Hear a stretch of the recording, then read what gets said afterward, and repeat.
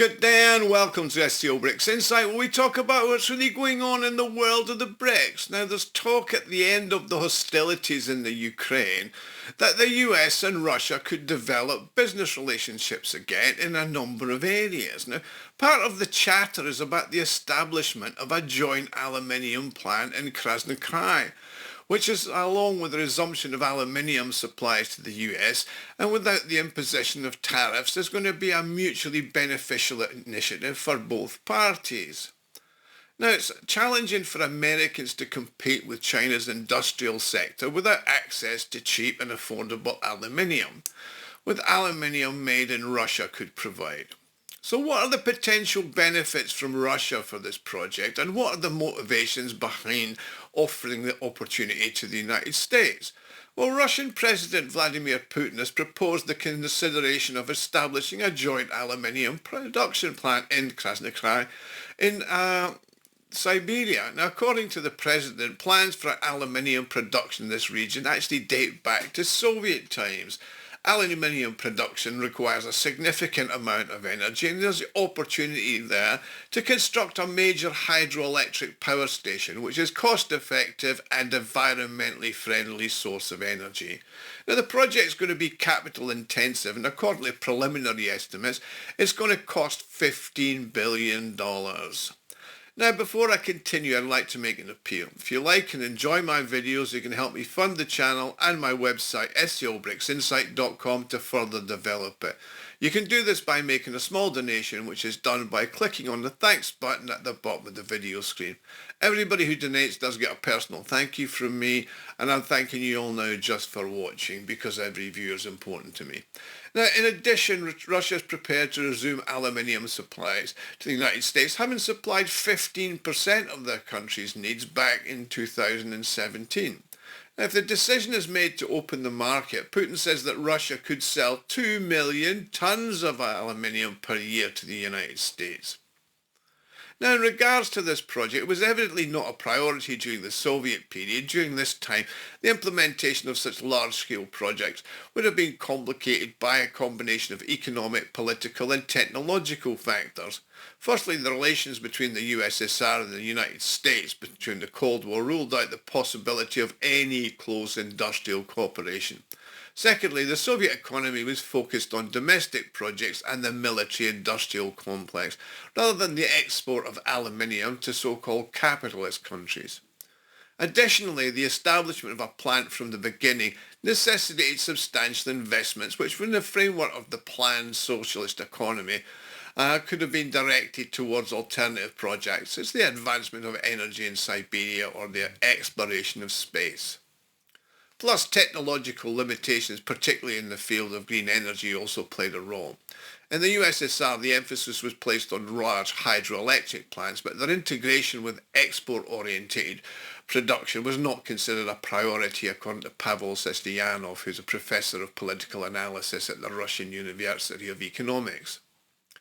The sales markets in the Soviet Union were concentrated in the neighbouring CIS countries, which demand was significantly lower and the production capacity at the time was sufficient. Now, the construction of a hydroelectric station, first and foremost for the aluminium projects, but it's very logical, since electricity accounts for a high proportion, at approximately 30% of the cost of aluminium, and a hydroelectric power station is capable of producing very cheap energy. It makes a lot of sense. I mean, prior to the cessation of aluminium supplies to the US, Rusal was actually exporting more than 500,000 tons there per year. Now, the question of Russia's capacity to increase exports fourfold is a valid one. However, it is anticipated that Russia is capable of increasing its supplies to 2 million tons, particularly in the light of the introduction of the 16th package of sanctions by the European Union, which introduces a ban on the import of Russian primary aluminium. So that will allow former European supplies to be redirected to the United States, and some volumes could also be sourced from China. I mean, deliveries to the US are more profitable for Russia in terms of Asian partners, says Oleg Filipov, who's Director of Programs at the Russian Institute of Management. In his opinion, the project to create a joint venture is beneficial to Russia for both political and economic reasons, since investments in Russian industrial enterprises are key to partnership relations between the two countries.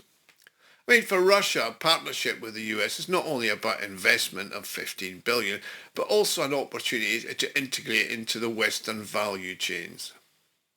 A joint project with the United States would require the lifting of sanctions against Russian aluminium, and it would be advantageous for Russia to master the high technologies that the US can bring to the project. For the US, it gets cheap aluminium for their industry, and if Trump wants to boost America's industry, which he constantly says he does, then they'll have to buy even more imported aluminium as they don't have enough of their own, and it's unlikely that situation is actually going to change. Aluminium is crucial in our material in numerous industries, including mechanical engineering, aircraft manufacturing, shipbuilding, electrical engineering, and construction. Additionally, the affordability of this aluminium could assist the United States in its competition with China, as it would reduce the final cost of aluminium products. Now, the decision by Russia to propose this project to the US as opposed to the EU or China can be attributed to the current geopolitical considerations. Europe, which is still imposing more useless sanctions, is not a suitable partner for Russia at any time, particularly not now. And China is a major competitor in aluminium production. It does 60% of the global output, is not likely to be interested in supporting Russian exports. Now, the US, which is striving to diversify its supplies, is an ideal candidate. Now, at the same time, it cannot be ruled out that Russia will now be ready to build relations with American businesses according to such mutually beneficial schemes. If they want to receive Russian products at attractive prices, then invest in joint ventures in Russia and receive the jointly produced product at favourable prices, says Vladimir Putin. This approach is likely to enhance partnership responsibility, which could be advantageous in the event of new turbulence between the countries. For example, if there's a change of party leadership in the US to somewhat more Russophobic.